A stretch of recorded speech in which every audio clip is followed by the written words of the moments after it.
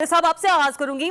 Sir, ये जो इस वक्त हम मुल्क में देख रहे हैं कि शायद अब आने वाले दिनों में हमें सुप्रीम कोर्ट भी मुनक़सिम दिखाई देगा, या तो शायद हम ये भी कह सकते हैं कि अब से इसकी जो पहली ईंट है वो लग चुकी है। कल जब मंसूर अली शाह साहब ने अपने तहफ़्फ़ुज़ात को एक पेपर वर्क में तश्कील दिया और उसे जमा करवा दिया और प्रैक्टिस एंड प्रोसीजर कमेटी की मीटिंग में शिरकत के बगैर वो रवाना हो गए।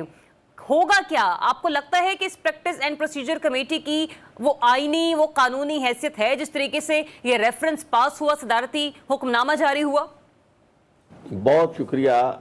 पहली बात तो ये है कि ये सूरत हाल जो इस वक्त हमें नज़र आ रही है जी, ये एक बहुत खौफनाक आईनी बहरान का पेश ख़ैमा है।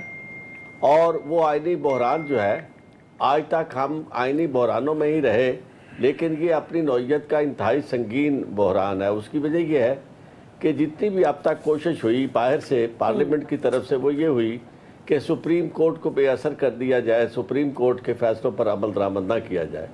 लेकिन अब इस घर को आग लग गई घर के चिराग से। अब खुद चीफ जस्टिस जो है, जिसका रवैया जब से वो चीफ जस्टिस बने हैं तो वो चीफ जस्टिस वाला रवैया नहीं रहा, वो एक पार्टी के ख़ास ताल्लुक़ वाले बंदे का है, जिन्होंने किसी को आर्गू तक नहीं करने दिया, बात तक नहीं करने दी। और इस तरह मैं समझता हूँ कि हमारी जग हंसाई इससे ज़्यादा हुई कि जनाब उन्होंने मौका दिया कि जी अब सारा कुछ जो है वो टेलीविज़न पे नशर होगा, इलेक्ट्रॉनिक मीडिया उसे कवर करेगा और पूरी दुनिया ने देखा कि हमारे यहाँ इंसाफ का कत्ल किस तरह होता है, किस तरह अदालत में सवाए जजेस के कोई बोल नहीं सकता और एक जज या एक चीफ जस्टिस से गुफ्तगू करता है। तो अब मामला जब जिसकी तरफ आपने निशानदेही की है वो मामला तो इंतहाई संगीन है। अच्छा। उसकी वजह यह है कि सबसे पहले तो उस कमेटी की कोई हैसियत नहीं रह जाती। अच्छा। जो कमेटी जिसमें ये लोग यानी अचानक एक प्रेसिडेंशियल ऑर्डर के जरिए उसको आपने जी जी यूं कह लीजिए कि